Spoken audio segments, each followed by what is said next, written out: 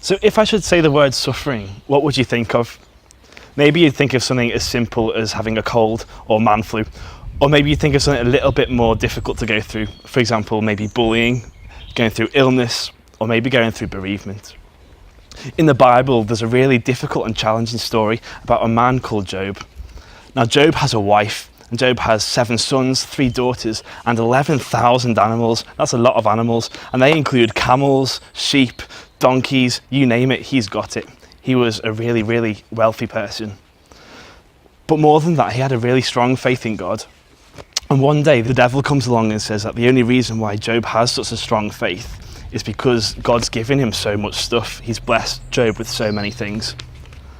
And then this is when Job goes through a big period of suffering. He loses everything. He loses his animals, he loses all of his servants. He doesn't lose his wife, but he loses all of his children. More than that, he goes through a really hard illness. His wife doesn't support him. His friends turn on him and start to accuse him. It's a horrific time for Job. But the whole point of this suffering was to try and make Job turn away from God, which he doesn't. In the Bible, it just says, and through all of this, Job didn't sin. Not once did he blame God. And it also says he did nothing against God. Sometimes the biggest pressure that we can face when we go through suffering is the pressure to turn away from God completely, the pressure to blame God for what we're going through. 2 years ago, myself and my family went through a really difficult time. I got home from a big trip in Poland and found that actually my sister was going to go through a big period of chemotherapy.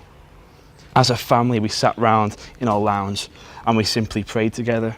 We took communion together and we thanked God for who he was, thanked him that he would be with us, and thanked him that he was in control of the whole situation for the whole time. And actually, we believe that good can come out of our suffering, because when the Bible says this, when you have many kinds of troubles, you should be full of joy, because these troubles test your faith, and this will give you patience.